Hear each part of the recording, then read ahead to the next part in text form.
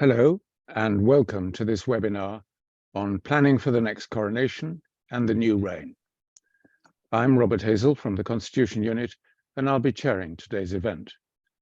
It's timely because on Monday we published revised versions of two Constitution Unit reports on the accession and coronation, one on planning the next coronation, the other on the accession and coronation oaths. There was also a blog summarizing both reports. It's now 7 weeks since the Queen died, and we saw the ancient ceremony of the Accession Council, proclaiming Charles as king when he took the first of the accession oaths, swearing to uphold the Presbyterian Church in Scotland. There was 10 days of official mourning, culminating in the elaborate ceremonial surrounding the Queen's funeral. The next big event for King Charles after accession will be his coronation, which is planned jointly by the monarch, church, and state. What kind of event will it be when one of the main functions of the monarchy, one of its main challenges, is to represent the nation to itself? But other questions are mounting. Only this week, a question was asked in Parliament about whether we need to update the Regency Acts to provide for additional Counsellors of State, the list of royals who can deputise for the monarch in his temporary absence. Meanwhile, several Commonwealth countries have declared their intent to leave the monarchy and become republics, raising questions about the future of the monarchy overseas. Today, we have three experts to discuss what these developments might tell us about the new reign. Catherine Pepinster, author of Defenders of the Faith, The British Monarchy, Religion, and the Next Coronation, a book just out. Next, Dr. Craig Prescott from Bangor, author of a forthcoming book about the Regency Acts. And third, Dr. Sue Onslow, director of the Institute of Commonwealth Studies, University of London, who's going to talk about the realms becoming republics. The panelists will speak in that order, taking just around 5 minutes each for their opening remarks, and we'll then have a discussion among the panel for about 20 minutes. After this, we'll turn to you, the audience. If you have a question you would like to put to the panel, please write it in the Q&A function, as opposed to the chat. James Cleaver, our Q&A facilitator, will select a range of questions, which we'll then put to the panel. If you wish, you can also submit your questions to James anonymously. The whole session, including the Q&A, is being recorded and will be posted online on the Constitution website, YouTube channel, and will become a Constitution Unit podcast after the event. So without further ado, let me turn to our first speaker, Catherine Pepinster. Catherine, over to you. Thank you very much, Robert. Thank you for inviting me to this occasion. So in planning the monarchy, the first of the 21st century, I think one question we should ask is, what is it for? It's clearly not needed for a monarch to be recognised as sovereign. Edward VIII was never crowned, yet he was recognised as king. So in that sense, it's the Accession Council and the proclamation that matters for the monarch to be the monarch. No, the coronation has other purposes. Traditionally, it's a religious ceremony that confirms the monarch in his or her role, provides God's grace or blessing, symbolises that all earthly power bows down before a greater divine power, and reinforces the interworking in the United Kingdom of church, state and monarch. And it's a moment when the monarch pledges through oaths to uphold the law and the status quo. But in the 21st century, I'd say it is a possible means of uniting the four nations of Britain, although that could backfire, a visual spectacle, a media bonanza, and a means of the UK exercising soft power, of which more later. So the lead players are the Church of England, Lambeth Palace and Westminster Abbey in particular, the government with this time Culture Secretary Michelle Donnellan, the key cabinet minister, the royal household as well. They will form a coronation committee together with the Earl Marshal, the Duke of Norfolk, the traditional organiser, and Prince William is also involved, the new Prince of Wales. Usually there is a historian on board as well, and this time it's David Cannadine. They'll draw on others concerned with the basics that surround all public events such as transport, health and safety, policing, security, etc., and media coverage. And the media coverage will be huge because this is the only European country that still has a coronation for a new monarch, and the only comparable ceremony of the first world nations is in Japan. And thanks to Netflix, The Crown, interest in the British monarchy has definitely grown in recent times. So the coronation will feed that appetite for celebrity that the Crown has engendered, but with its grandeur and visual spectacle, but it's the ceremony that's about the law and about religion that's really at stake here. So the key issues and sensitivities that the planners need to deal with seem to me to be the role of the Church of England. Should it take the lead on this in an increasingly secular Britain? My prediction is that there's no chance that the Church of England will be giving up its role in the coronation, but it will willingly budge on involving other denominations and have representatives from other faiths as well. The other problem, though, that's rarely considered is that in an era of more separation between the different parts of the United Kingdom, it is odd for the Church of England to crown the monarch of all those nations. My other prediction is that the debate about the role of the Church of England in all this will increase because we have the imminent publication of the 2021 census and the likely drop in people identifying as Christian. So how, therefore, should the coronation planners try and reflect changing, more diverse Britain? Well, the new king is clearly thinking about this, as was shown in the Buckingham Palace reception for faith leaders that he held soon after becoming king, when he committed himself as both a Christian who's Anglican, but also that he has a duty in the Britain that he calls the community of communities to protect the space for faith and its practice. So this surely indicates that the coronation will reflect that diverse community of communities. And it should also be noticed that the church services in the devolved nations that he attended after his mother died also involved other denominations and other faiths. Another prediction for 2023 is that despite the Church of England being willing to involve other faiths and denominations, it will maintain this as a Eucharistic service, which they see as giving the coronation meaning. Now, I'd just like to look at the oaths very quickly. Coronations since the Reformation have reflected suspicion of what you might call Romish ways. The 1701 Act of Settlement bans a Catholic succeeding to the throne. The monarch must be Anglican. And Elizabeth II's oath in 1953 said, "Will you to the utmost of your power maintain in the United Kingdom the Protestant Reformed religion established by law?" I think there'll be a lot of Catholics that will find that a bit offensive in the 21st century, but I doubt there'll be any campaign by them to change it. Other oaths used in 1953 refer to the monarch preserving the settlement of the Church of England. I doubt there is time now, between now and May, to chuck them out, but there might be an argument for in the future having some sort of separate ceremony for the new king to be appointed supreme governor of the Church of England, which is his other role.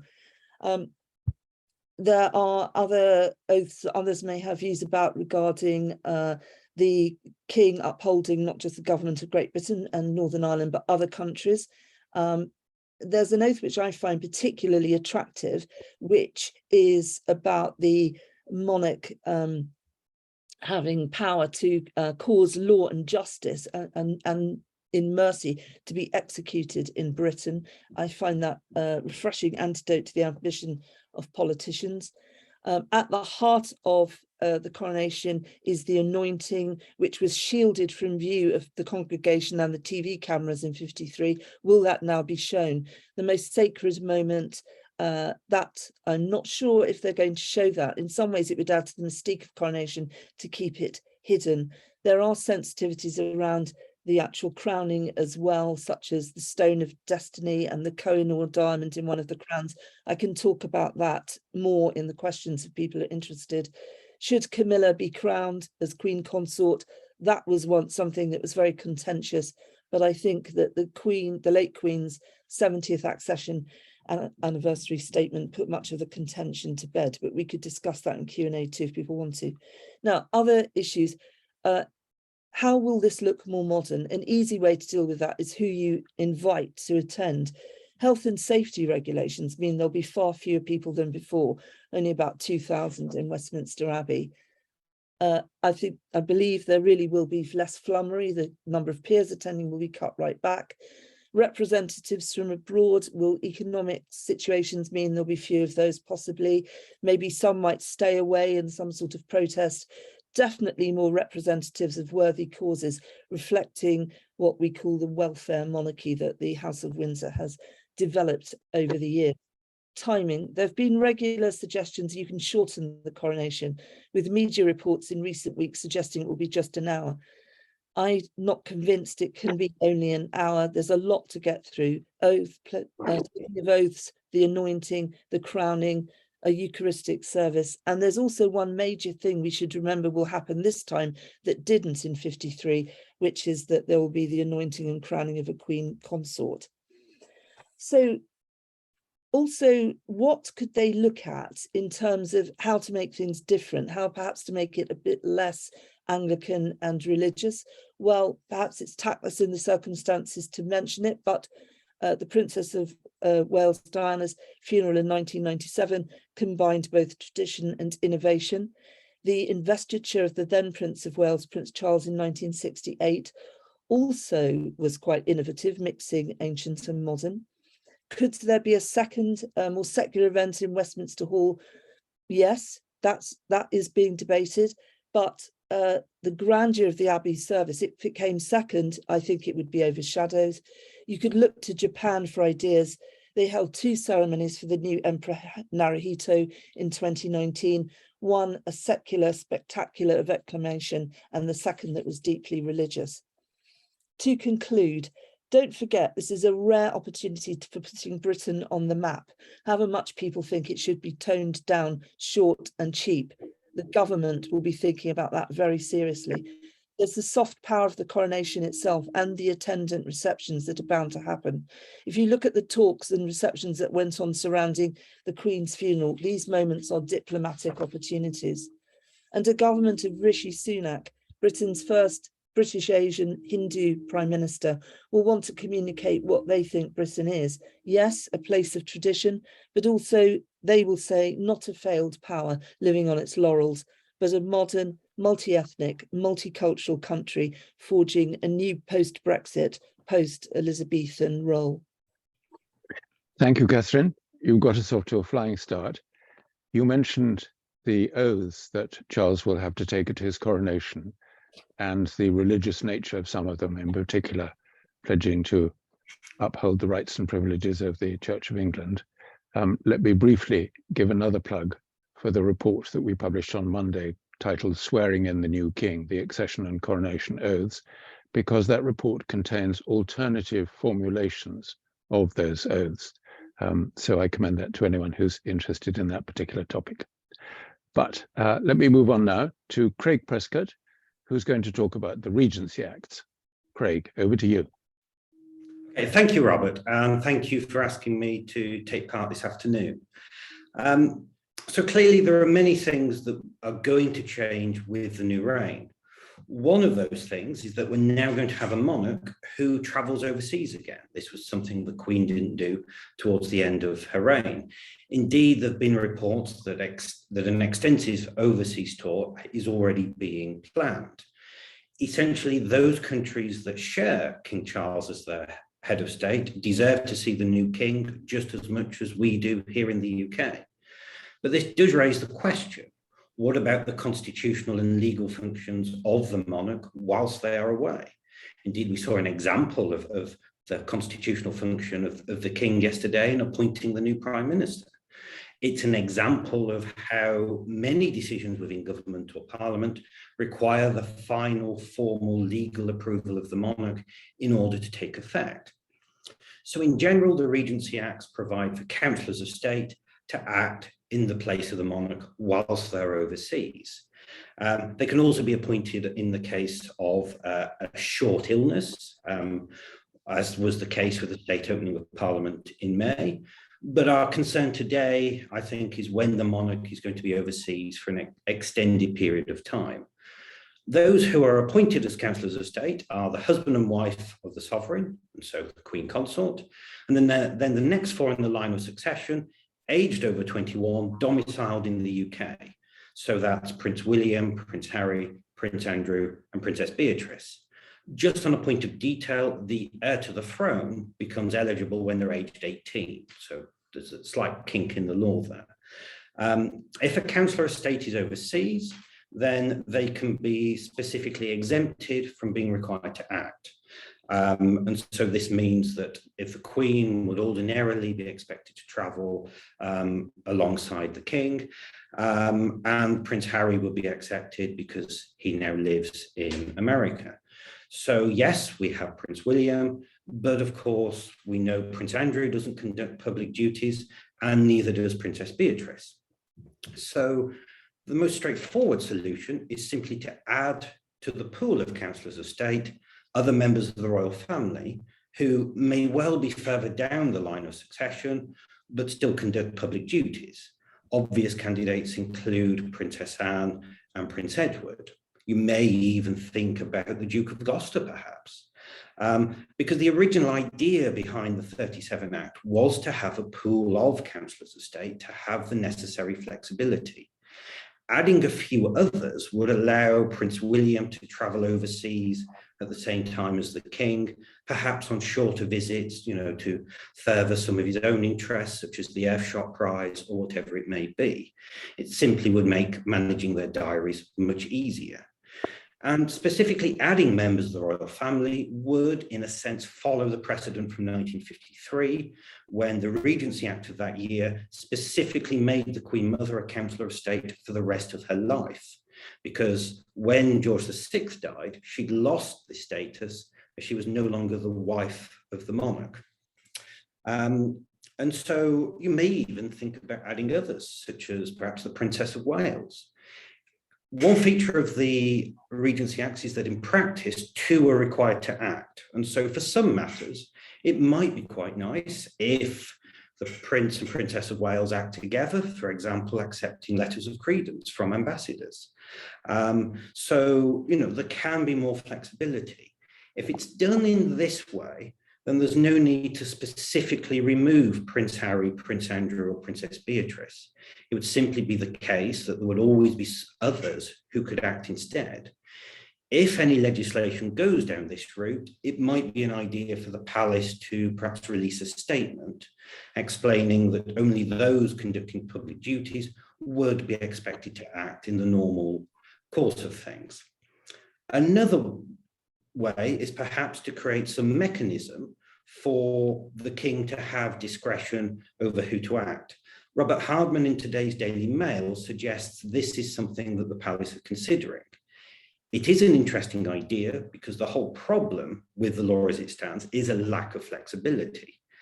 I too have thought about this, and I suppose one of the issues is that it's not wholly about the line of succession anymore. Who a senior royal is doesn't necessarily involve the line of succession in the same way as it used to do, and may not do in the future with the children of the Duke and Duchess of Sussex. And so perhaps the most obvious way that the King, acting under the authority of the Regency Acts, is to perhaps via letters patent to set out who the Counsellors of State are, and that this could be changed periodically as and when circumstances require, and it would mean that future changes wouldn't require legislation. You may think about doing it via a statutory instrument, or there are different mechanisms that could be used for that.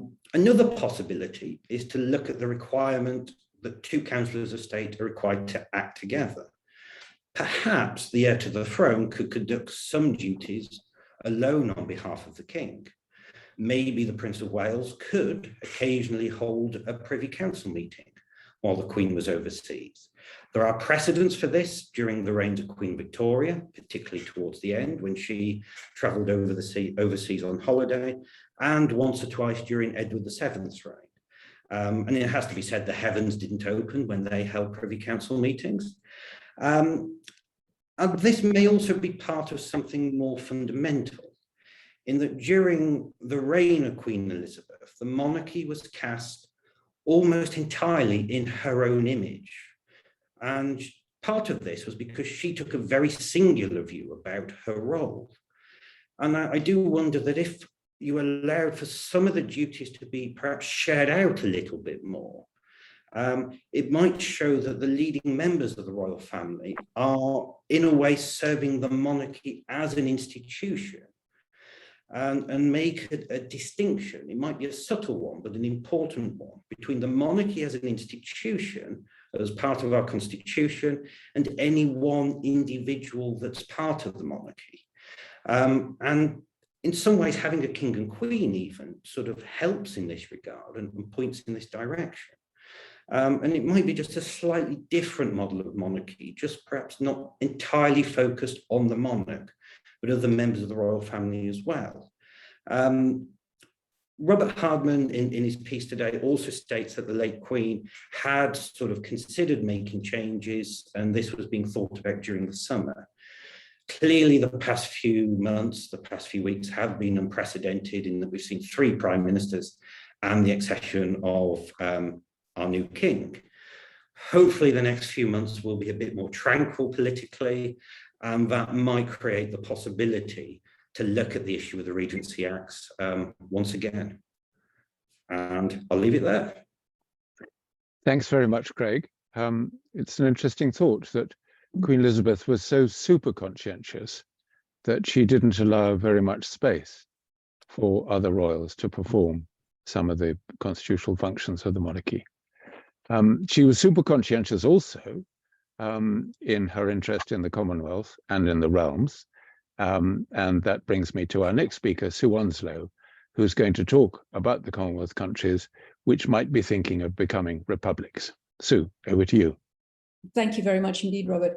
Well, of the 14 other countries which, of course, keep the monarch as head of state, there has certainly, we've witnessed a surge in interest and discussion around the questions of republicanism. I think that this is, the pace of this discussion is, of course, more evident in some areas than others, but I think that we can only see the pace of this discussion accelerating.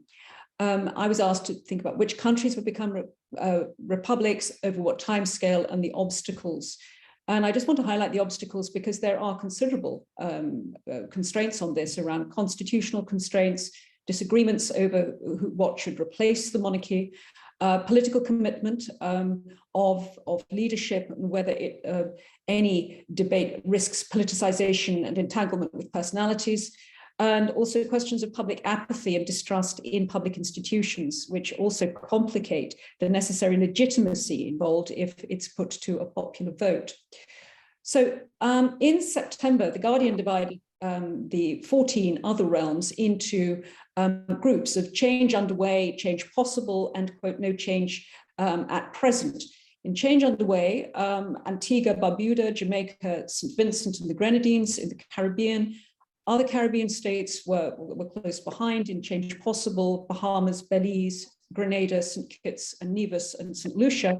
And interestingly, The Guardian put Australia in with the collective of others of Canada, New Zealand, the Solomon Islands, Papua New Guinea, and Tuvalu. I think that the situation is more fluid and the boundaries between these categorizations are more porous.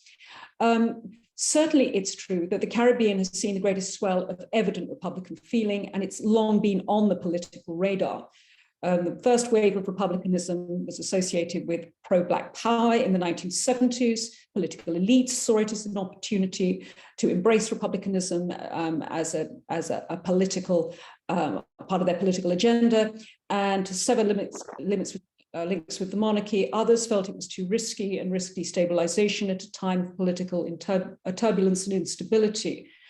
1980s saw a hiatus, and then a growing interest in republicanism in the 1990s, and of course at the beginning of this century, which also witnessed a pattern of establishment of constitutional reform commissions.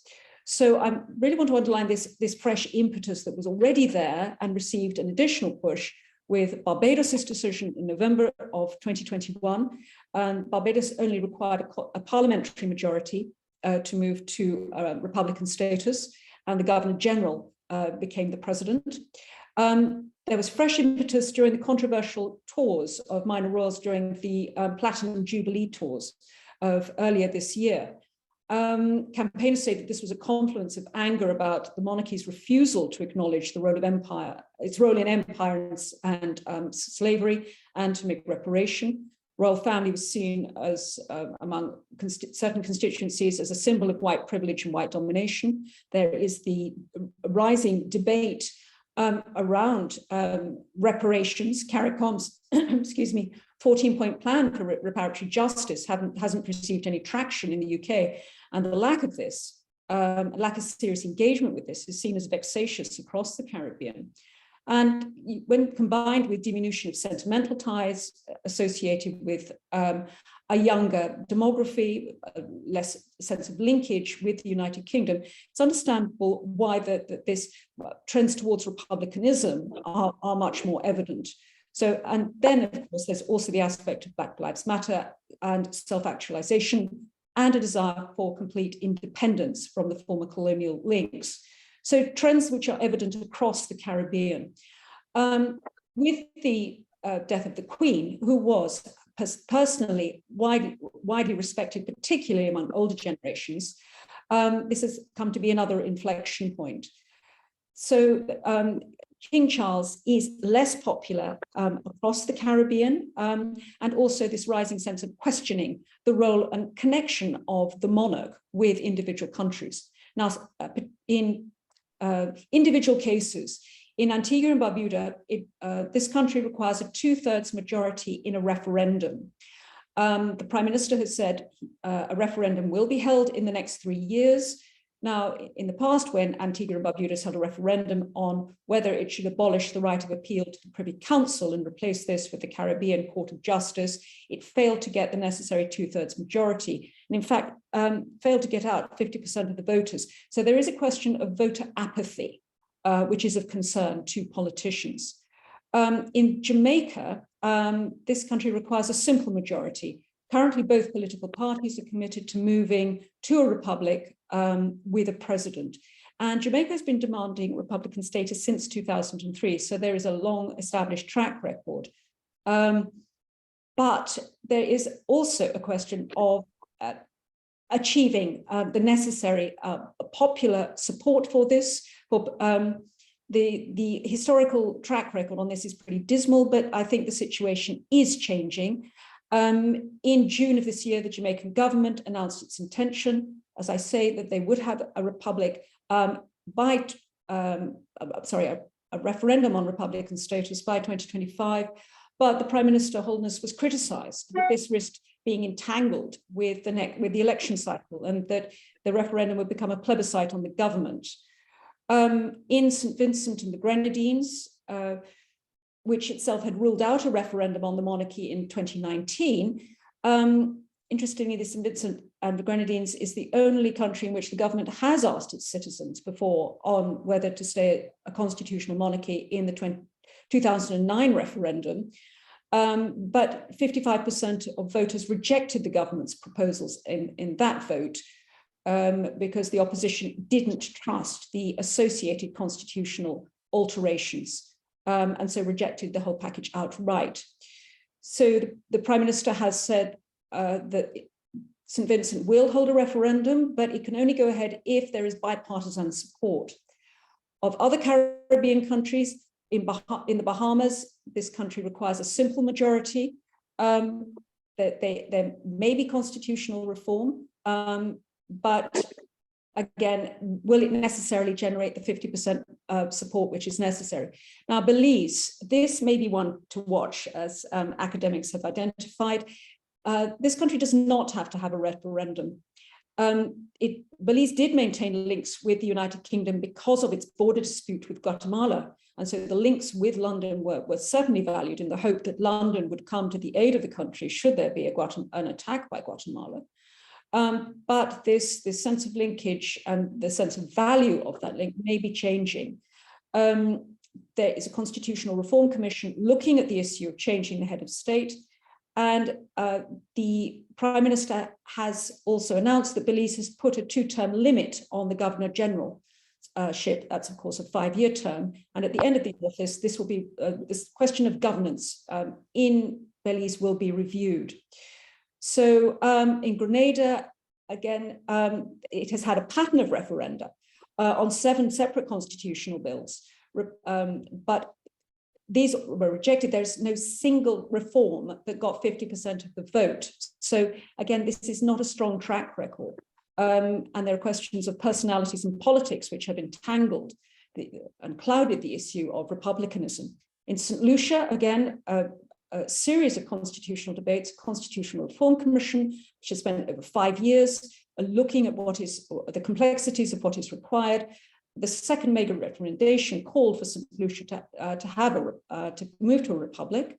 It requires a simple majority, as does St. Kitts and Nevis. So, in other words, all require a referendum except Belize. Of other countries, Australia is probably the most prominent in the press's awareness of renewed Republican feeling. I was speaking to an Australian who announced his sense of disquiet that he went to bed feeling that the Queen was head of his country, and who woke up with King Charles as the new head of state, and there had been no consultation of the Australian people. The Australian Republican movement, of course, has long antecedents. It arose in the 1890s, and certainly that Republican movement there is stronger than has been evident in Canada or New Zealand. It required significant leadership in the 1990s. And but here, the referendum in the 1999 plebiscite was complicated because there was no agreement among those who supported a republic about what would replace it. And so those who supported a direct election of the head of state joined with monarchists versus those who argued that Parliament should have a 2/3 majority of deciding on this issue. So difficulty then, difficulty now. The current Labour Prime Minister, Anthony Albanese, has announced that this is not of prime constitutional importance for Australia. The principal constitutional focus will be on First Nation issues, and that the issue of whether there should be another referendum on Republican status, Australia's status as a republic or movement to a republic, will be deferred until the life of the next Parliament, if, of course, his party is re-elected. The Australian Republican movement has put a lot of work into the Australian choice model, which they have published, and they have drawn in constitutional lawyers to draw up a fully drafted proposal so that they have got, if you like, a working model. It's quite well drafted in the view of constitutional lawyer Professor Anne Twomey. But at the moment, as I say, the issue is on hold.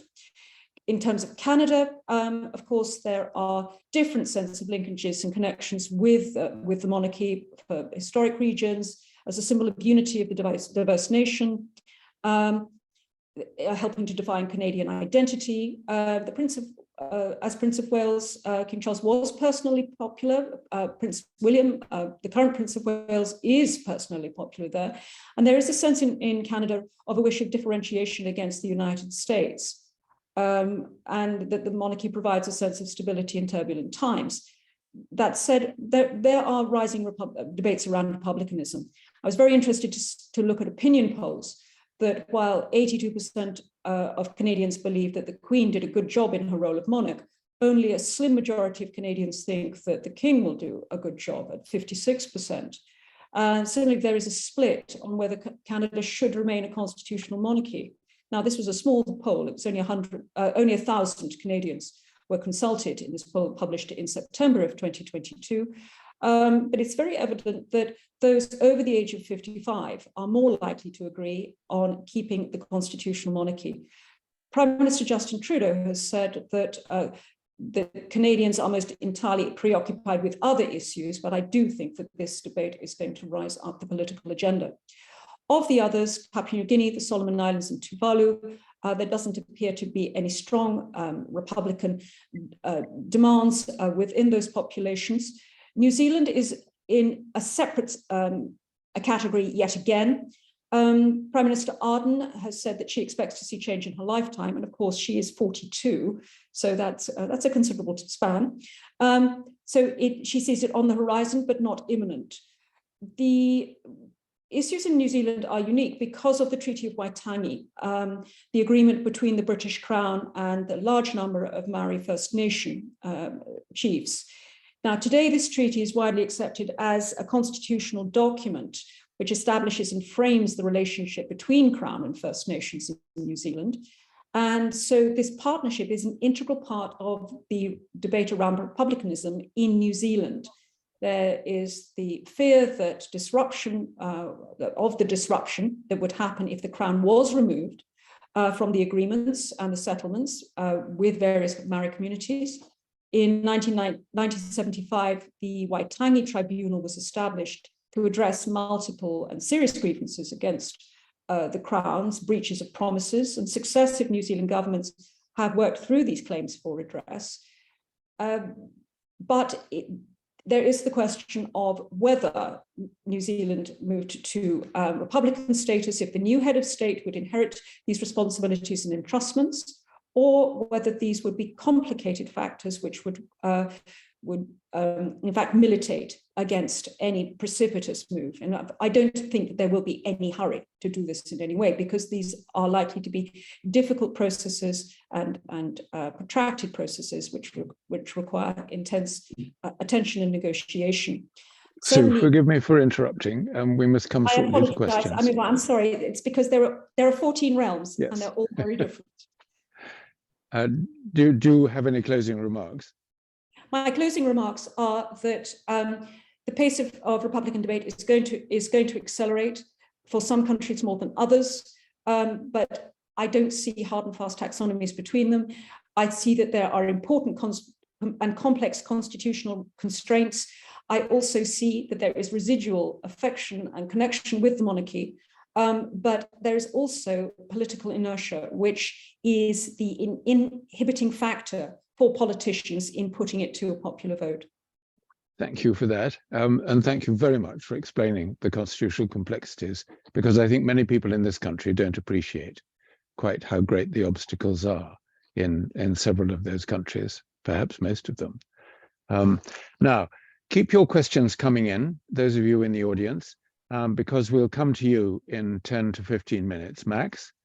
But meanwhile, we're going to have a short panel discussion with the three speakers.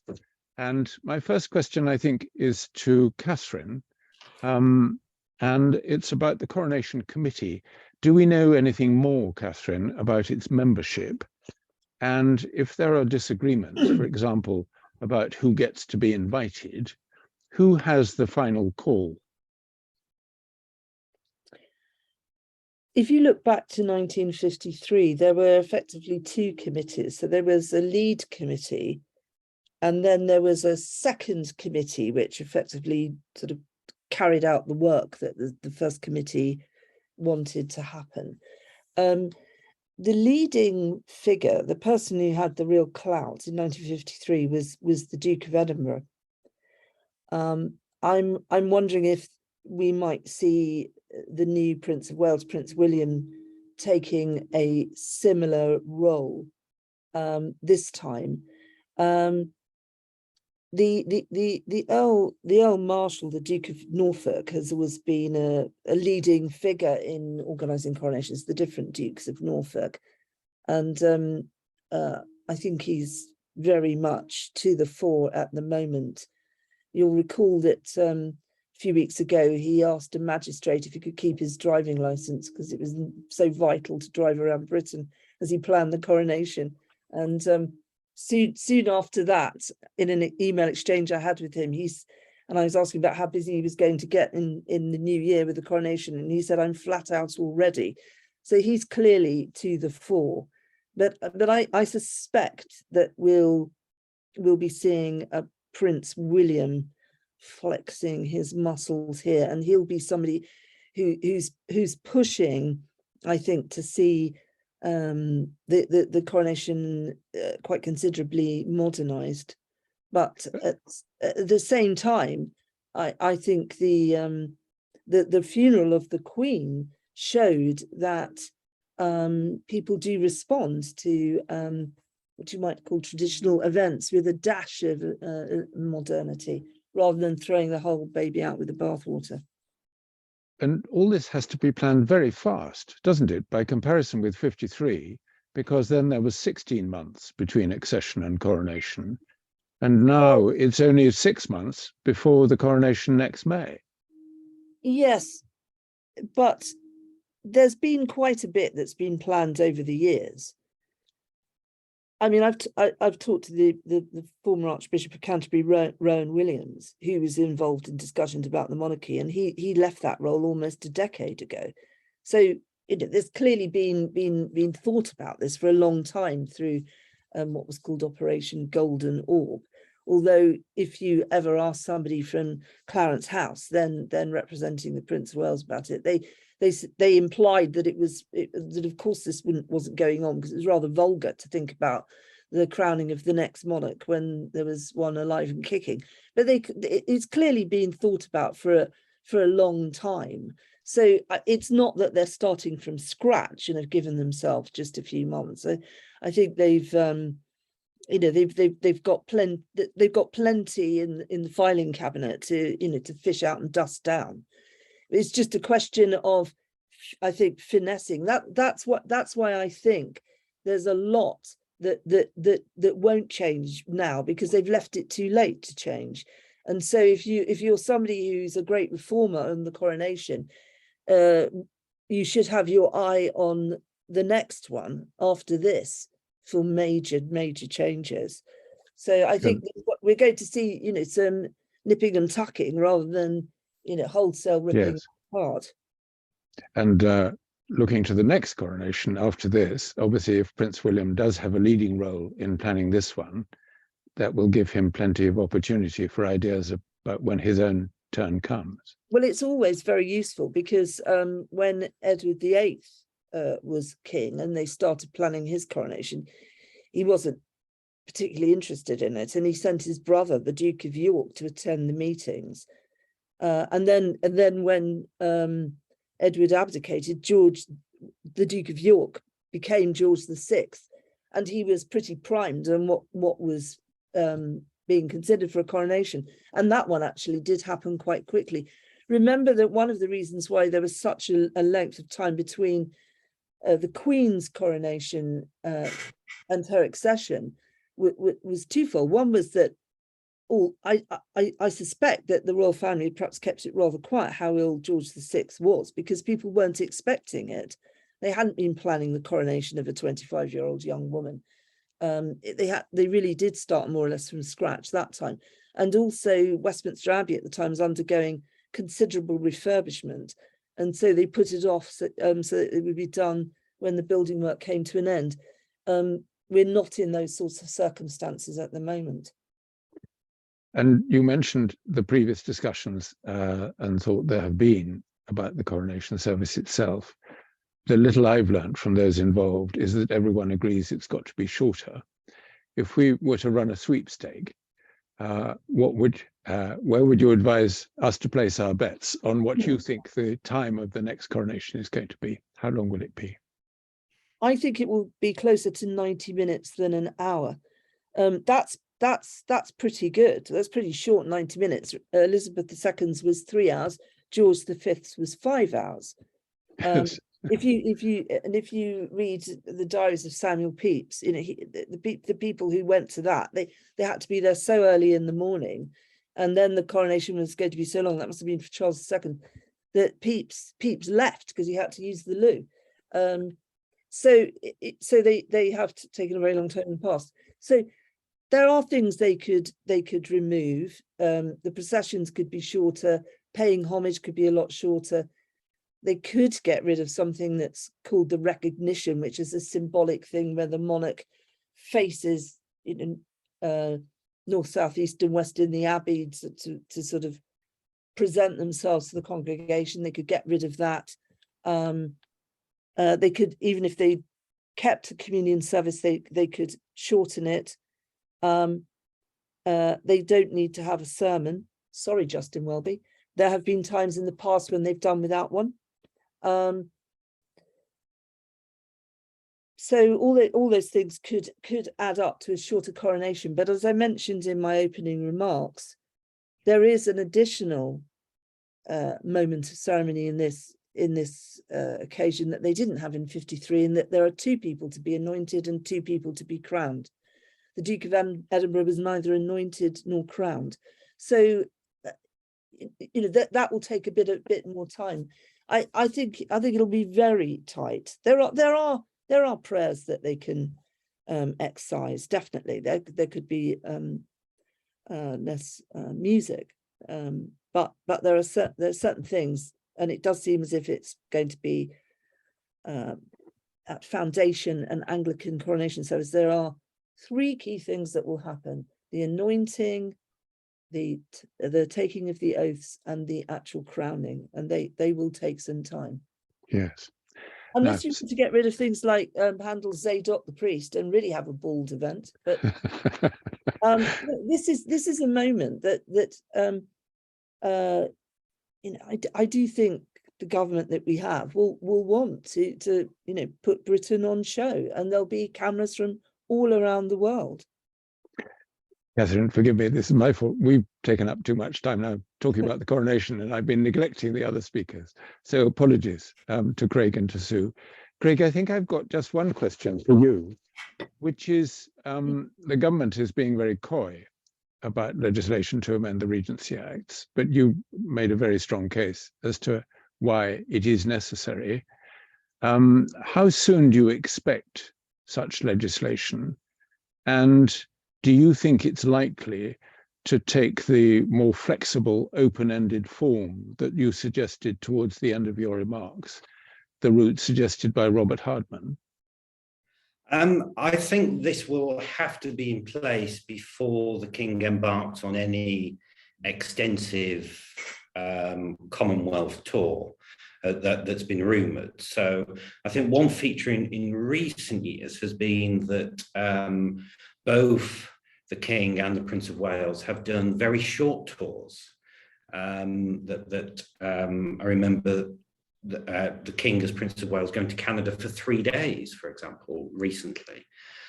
So I think if they're going to embark on any extensive tour for any sort of serious period of time, then this legislation will have to sort of be in place before that. And it seems to me you can deal with the problems for now by simply adding to the pool of Counsellors of State. And I think that would be simpler legislation to pass, because you could it would be a 3 or 4 line act, 3 or 4 line piece of legislation that could pass through Parliament relatively quickly. I think once you start to sort of try and introduce discretion into it, that will be a bit more complex and may open it to be amended more easily via the parliamentary process. If it's a piece of legislation that's merely adding to the pools of Counsellors of State, it's going to be harder for it to be amended as it goes through its process, because the scope of the bill will be very narrow. And so the palace will have more control over it in that way. Yes. So from the sound of it, it's likely to be soon, possibly even in this current session. And it's likely probably to be kept simple. That would be my view, yes. And the 53 is a nice example. Yes. Now, Sue, my question to you, I think, is about an issue you mentioned when you were talking about the Caribbean, namely the issue of reparations, which we know is quite a live issue there. And it's something which is occasionally brought up in discussions about the monarchy, in particular when they give speeches in the Caribbean, whether they should mention slavery at all, and if so, in what terms. If you were called in as an advisor to the palace, perhaps you have been, and you were asked, A, whether they should visit those realms in the Caribbean, and B, if they do visit them, in what terms they should discuss issues like reparations, what would you say? Oh my goodness, what a question. Certainly, I just want to pick up on your point that there is a lot of anger, particularly among younger communities across the Caribbean, with the sense of not simply monarchy as being an outdated and anachronistic institution with no connection with their individual countries, but that they have not acknowledged monarchy's relationship to empire and slavery, and as I say, this associated connection with reparations. In terms of I think that King Charles has, of course, not issued a formal apology, but has certainly made statements abhorring the abomination of slavery. He did that at the ceremony to mark Barbados's transition to a Republican status in 2021. He repeated it again, of course, at the Kigali Commonwealth Heads of Government meeting. Now, as I say, it stops short of a formal acknowledgement, but by this, I've interpreted this to the king indicating he wishes to be part of the solution, not a symbol of the problem.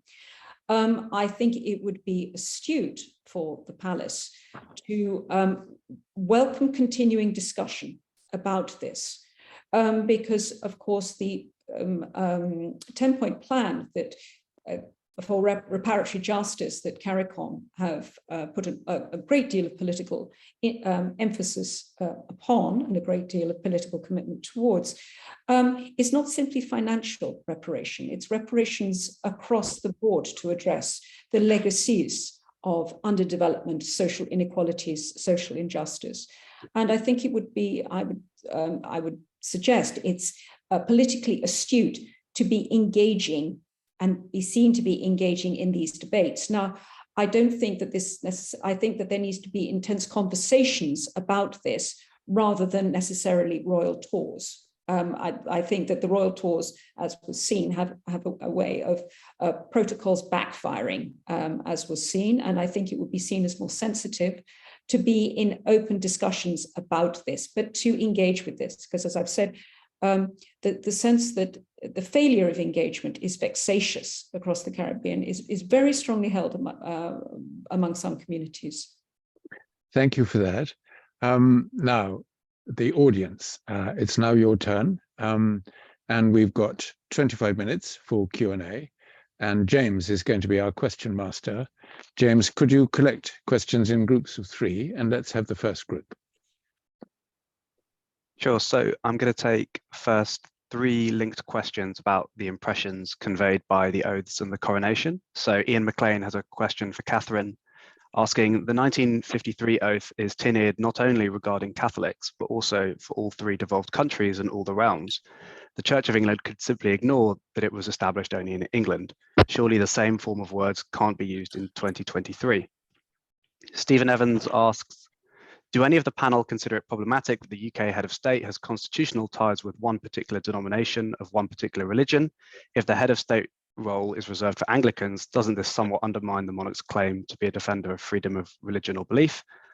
And thirdly, Richard Palmer asks, palace officials have stressed the King's desire to use the ceremony to show that the UK has become a much more multicultural, multi-faith society in the last 70 years. Is it then a mistake to arrange the coronation for a Saturday, meaning it will be difficult, if not impossible, for the chief rabbi and other prominent observant Jewish representatives to attend? Catherine, I think you're in the lead on all 3 of those, so would you like to go first? Yes. I think that the issue about the role of the Church of England and the oaths about the Church of England reflect the fact that the Church of England is the established church and the monarch is the supreme governor of that established church. And so that is, we have this intertwining of monarch, church and state reflected in the coronation, or how it was reflected in 1953. If you're going to get rid of that in the coronation, in some ways you're hinting at disestablishment, or, as I suggested earlier, perhaps there has to be some other ceremony separate from the coronation that's about the legal aspects of the Church of England and the role of the monarch. where he's adopted as the Supreme Governor of the Church of England, and then makes these commitments to the Church of England. So yes, it does seem in some ways rather strange, but it's reflecting the status quo. So you either change the status quo, or you shift it to one side, or you keep things as they are. Now, interestingly, a lot of leaders of other Christian denominations and other faiths don't particularly take issue with the role of the Church of England. In 2012, the late Elizabeth II made a landmark speech at Lambeth Palace, home of the Archbishop of Canterbury, to representatives of other denominations and faiths, in which she talked about the Church of England's role was not to be an exclusive body, but to effectively protect the space for other believers in Britain, and that at the time was, well, she was sort of reinventing what the Church of England was about, which not many people at the time paid any attention to, but it was highly significant, and it was welcomed by these other denominations and other faiths leaders. And Charles has attempted to do the same with what he said at his Buckingham Palace reception for religious leaders.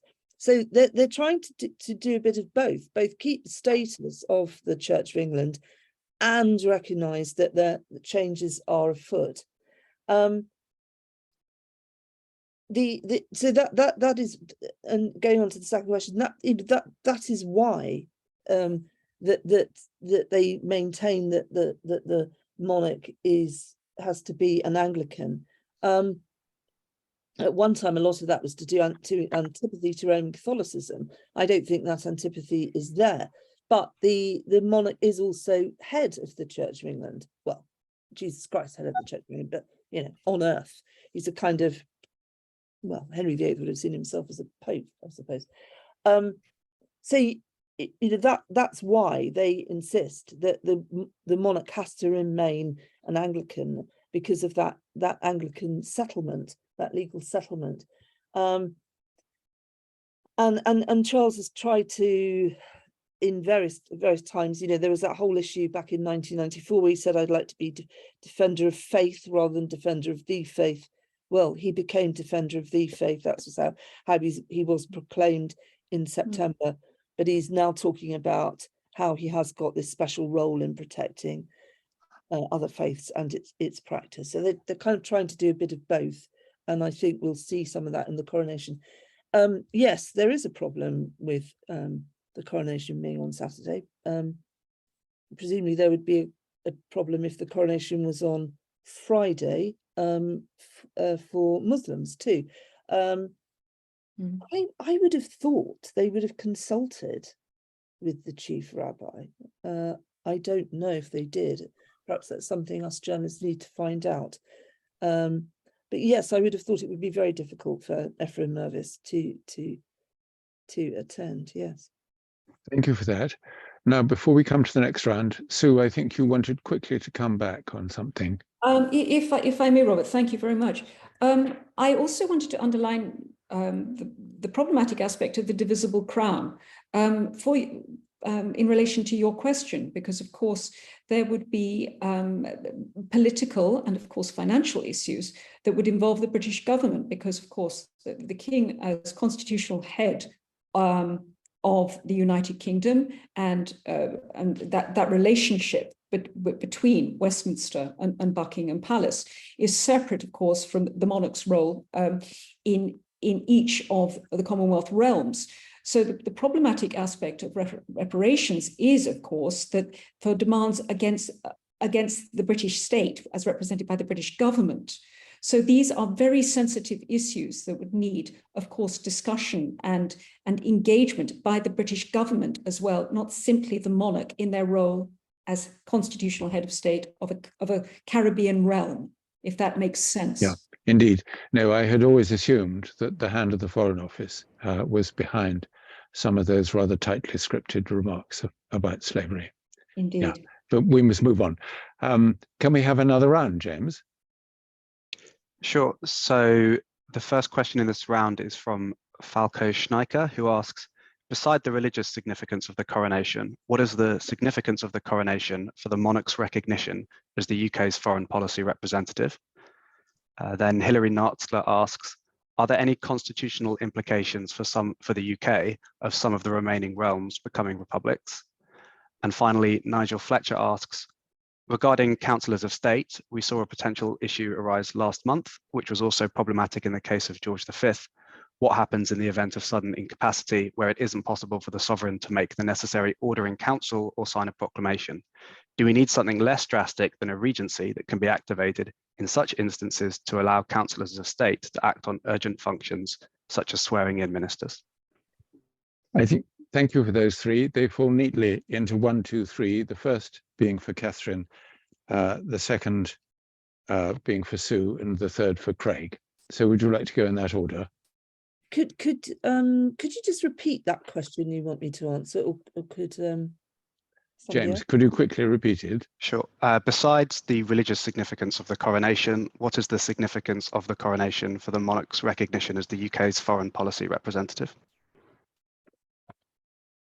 Perhaps that's something Sue might want to come in on as well now. But Well, Catherine first. There is, of course, an oath which the monarch takes, or certainly was taken in 53, and there were similar ones in earlier coronations, about not just being the sovereign of the Great Britain and Northern Ireland, but other countries, and that list of countries, and countries go in and out of it. At one time it included Ireland, and of course after independence it wasn't mentioned. So there may be some issues there, but if he's confirmed as the sovereign of Canada, Australia, etc. in that ceremony, then I would think that it reinforces the connection between the monarchy and those parts of the Commonwealth. In terms of being a foreign policy representative, well, I guess one of the key things will be how many representatives come from elsewhere to attend, to witness this coronation, whether they are countries that are part of the British Commonwealth, or their countries, or I should say the Commonwealth, or their countries elsewhere. But what is apparent, and has been, well, certainly in the reign of Elizabeth II, that the monarch and the monarch's family play a significant part in what I would call soft power. They can be sent abroad to enhance the representation of Britain. They go all around the place, although sometimes they have caused also some aggravation, and occasionally ambassadors have to go and smooth things down when certain individuals have upset different people. And of course, as I was mentioning earlier, the kind of key moment in terms of British status will be the extent to which they have other events surrounding the coronation, just as they did for the Queen's funeral, where it will be a time for foreign leaders to come to this country and meet the monarch, meet the royal family, and engage and hear about Britain from its politicians, as well as those members of the royal family, and as well as going out to other countries. Of course, there's a major role that the monarch and the royal family play in when we have state visits in this country, and who will be first to come here for a state visit with the new king, and also which country the new king will visit first, could be very significant, particularly in terms of post-Brexit relations with people. Remember, indeed, Catherine, forgive me, I'm going to stop you there. Yeah. And I think who comes first in state visits and vice versa are things decided by the Foreign Office rather than the monarch. Oh no, I wasn't suggesting the monarch decided it, but how that is decided and where he goes. Yes. First, and who comes here first will be very important. Let's move on, because we've got questions still to answer. Sue, I think Hillary's question was, what are the implications for the UK, if any, of one or more of the realms becoming republics? What are the implications for? That's what I think Hillary was asking. I mean, the monarch has, whether it was Queen Elizabeth or the King, has always said, let it be the will of the people. So there has been no resentment nor resistance as far as the monarch is concerned, whether realms wish to move to republican status. That was very evident in the extremely amicable public presentation of amity and concord between Prime Minister Mia Mottley of Barbados and Prince Charles, who represented the Queen. Very unusual. Indeed. And let me put a thought to you. It might actually come as a relief to the monarchy if some of the realms became republics, because it would lighten their workload. I think it's not sufficiently appreciated quite how much work is involved in keeping up to speed with all these other countries around the world.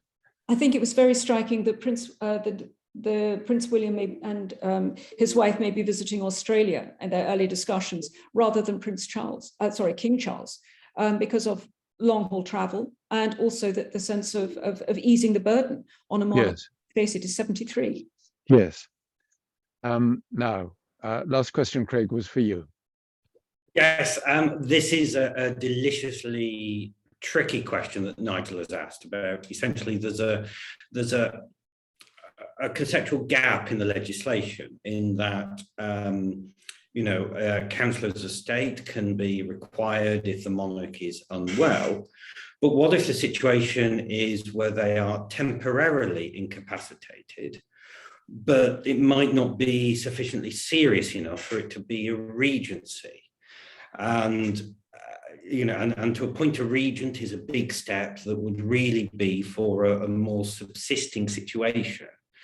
And we potentially had an issue towards the very end of the Queen's reign where there was some difficulties because that Privy Council meeting couldn't have been held at the time of the formation of the Liz Truss government. And so there were one or two tricky situations there. It is a problem in the Act that it does assume that the monarch is able to sign the letters patent using the Royal Sign Manual in order for Councillors of State to take effect, and that there is a gap in the legislation that what if the illness is of such nature that the monarch can't do that, but it's not a situation that triggers a regency. And that may be something that for the time being we have to live with, but that there are conceptual gaps in the legislation. It's far from perfect, but how you solve them is another matter. Thank you. I look forward to your further advice on that. Let's move on quickly. I think we've got time for one more round, certainly. James, can we have 3 more questions? Sure. So this final round, 1 question is about the Regency Act again, and 2 are about the organisation of the coronation itself. So Karishma asks, Craig, in the Regency Act, is there proviso for those who have stepped down or caused disgrace, in the case to say Princes Harry and Andrew, to be removed from the Act, or is it solely based on the line of succession? An anonymous attendee asks, what is the expectation of local authorities in supporting the coronation? And Sophie Alina asks, are there any indications at what time the coronation will happen on the 6th of May next year? Well, those are very quick, short questions. We might possibly fit in another round after this, if you would give equally quick and short answers. Craig, quickly on the Regency Acts. Yes, well, I can do here. Any change requires legislation, so there's no ability for individual members of the royal family who are councillors of state to step down or renounce their role in any way. Any changes requires legislation, and so to specifically remove Prince Harry or Prince Andrew would need to be done by specific legislation providing for that. Thank you. Catherine, coronation and local authorities, and what time will it be? Goodness. Well, I think local authorities will support it in as much as they might organise events in their own area. I'm sure we'll get another kind of street party bonanza at the time of the coronation, which seems to be the way the British deal with royal events, as we've seen through the Jubilees. And the timing, well, I'm sure that even if the processions are shorter this time, we'll have a procession from Buckingham Palace to the Abbey, and then there'll be a procession after the Abbey. So even if the coronation itself, the service took only an hour, I think more likely longer than that, you're going to have some time taken up with those processions on either side. So I would have thought that, I don't know, if the might be at 11 a.m. with a procession beforehand, then a noon 12:30 finish, and then a much longer procession afterwards. I would have thought so. Very good. So plan your street parties for lunchtime. Did somebody ask a question about? Am I imagining this, or did somebody ask a question about crown? No, I don't think so. And we've just got time for one more round. So let's quickly move into that. James, can we have 3 more? There's just a pair to finish. One is from Sarah Schenker, who asks, what alternative could there be to using the Kohinoor diamond in the coronation crown? And John Newham asks, given the precedent of India, how significant is it that other Commonwealth countries might choose to become republics? Well, that's clearly one for Catherine and one for Sue. So Catherine, substitutes for the Kohinoor diamond?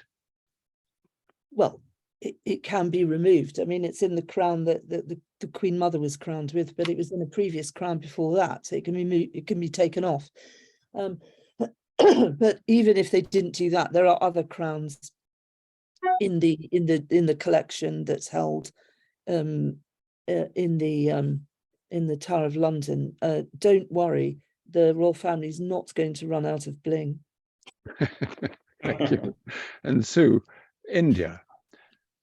The modern Commonwealth stems from the Declaration of London 1949, where the then king was seen as the visible symbol of the free association of states, precisely to keep India moving to become a republic within the Commonwealth. The majority of countries in the modern Commonwealth are republics, so it's not significant whether realms move to becoming republics. They don't have to reapply to join the Commonwealth. And in fact, it's very notable that those countries which are indicating they are Republican, moving towards republics or want to, are still keen to stay inside the Commonwealth. Thank you very much, Sue. Thank you to all our panelists, and thank you, the audience, for all your questions. Let me just wrap up by saying a video of this session will be posted shortly on the Constitution Unit website and YouTube channel, and the audio will become a Constitution Unit podcast. And we'll let you know when the recording is available and hope you'll share it with others. We have further events planned on the new Sunak government and the Constitution, on reform of the prerogative, and on public attitudes to the Constitution and democracy in the UK. Details will be on our website and on Twitter shortly. But if you'd like to receive a message alerting you to those events, do please go to our website, select Get Involved, and then subscribe in order to join our events mailing list. But until our next event, thank you. Many thanks to our speakers. Thank you all very much, and goodbye.